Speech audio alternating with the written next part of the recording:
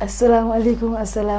on jarama non jama julɓe on jarama onon jama dareɓe min ka télévision men Alba TV min addani on journal pulaar on hande kadi journal on ko yawti kon e nder nde yontere sakkitinde ɗo de 28 au 2 mars min addani on ɗum ɗo ko sakkiti yaltude kon e nder nde ɗo saare e yahay ko titre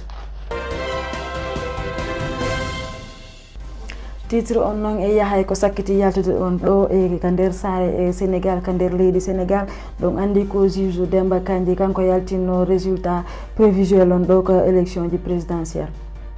e nder o résultat ɗiɗon andi ko ɓe innuno taw ko woni yeeso lawol ngol ko Macky Sall ɗon andi kadi international on to ko yalti kon nder ɗon ko ɓe fi élection ji ɗin to e Nigéria e fi Algérie to kadi ko sakkiti yaltude toon kadi fof miɗen ɗo e nder o journal ɗum ɗon fof laaɓay e fi kadi ko andanɗa kon hoorema ka basket sénégalais ɓe wonnoɓe yewno ɗum ɓe ennoɓe sakkitori noon fof min laɓɓinana on ko journal ɗo e yawgol kadi ko coupe du monde gol ɗo fof ko laaɓata ka journal mum ko télévision Alba TV ɗo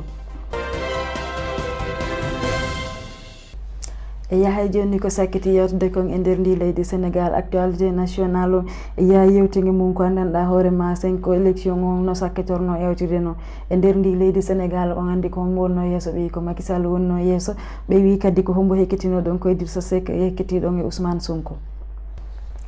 ko wonno ko yawti kon noon élection o yawtirno e jaam ɓe wi noon ko malgré que ko andanɗa hoorema waɗunoɓe votani waɗunoɓe andanɗa hoorema votugol mabɓe ngol welano fi e nder onde o élection présidentielle yawtuɗo ɓe wi noon Macky Sall ko gagnide ko 58,27 point kanko Idrissa Seck ɓe inni ko yawtiri ko 20,50 voix ɓe wi Ousmane Sonko kanko kadi ko yaltiri ko 15,67 voix ko ɗon ɓe yaltiri ka élection présidentielle ɓe andi noon ko résultat prévisoire on woni ɗon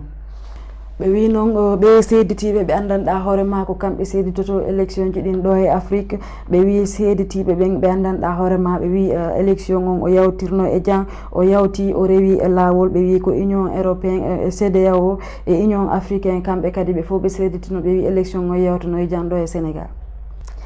ɓe wi noon e nder ko yaltinno ko on ɗo ko omo andanɗa hoorema ko kanko innete juge Demba Kandji le président de la commission nationale de rassemblement des votes ɗo e Sénégal ko kanko yaltinno on résultat prévisoire le 28 février ko kanko yaltinno ɗum ɗo e 1h30 ko ɗon o yaltinno ɗum ɗo e nder Sénégal ko kanko haalanno en no yawtiri noon fof kanko juge Demba Kandji ɓe wi ko sakkiti noon kadi yaltude kon ɗo e région de Thiès ko ɓe wi noon nde élection ji ɗi yawtuno ko coalition Benno Bokk Yakar on kamɓe ɓe weltorno ko wonno noon hoore lawol ngol ko monsieur Abdoulaye Dieye vice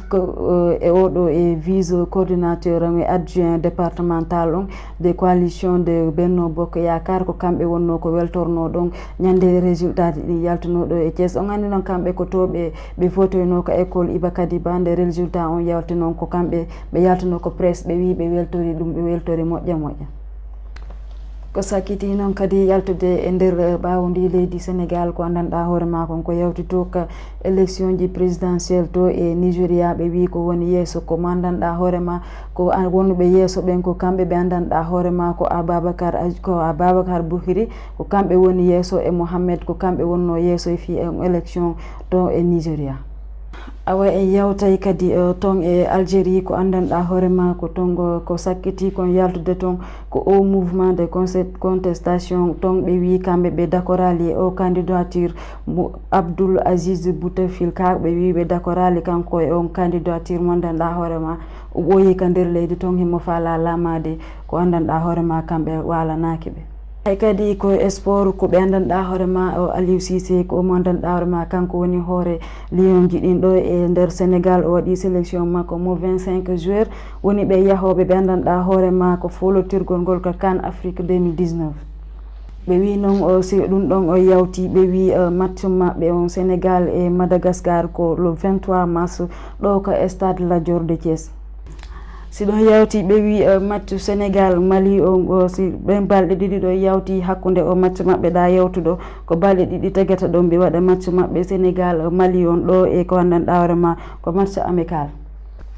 ɓe wi noon Sénégal ɓay ɓe gagné ɗi match ji maɓɓe sakkitiɗi ɗo ɓe wi ɓe tawama e ɓe andanɗa hoorema ko kamɓe yahayɓe ka coupe du monde ɓe wi noon ɓe yahayɓe ka coupe du monde ton 2019 ko ɓe wi ko yahata ko Rwanda e Mali e Nigéria e ɓe wi kadi Tunisie kadi no tawa e yahoɓe ɓen ɓe wi Angola kadi e Côte d'Ivoire ko ɓen ɗo woni yahoɓe ɓen ka coupe du monde. e haray ko ɗum ɗo min addanno on ka télévision mo Alba TV donc haray ko ɗum ɗo min marno komin yewta on e nder de yontere yawtande ɗo de 28 au 2 mars ko ɗum ɗo min marno komin yewta on ɗo min addani on o journal mon Haalpulaar dogowo chaque semaine ɗo ka télévision Alba TV on jarama Allah jarama.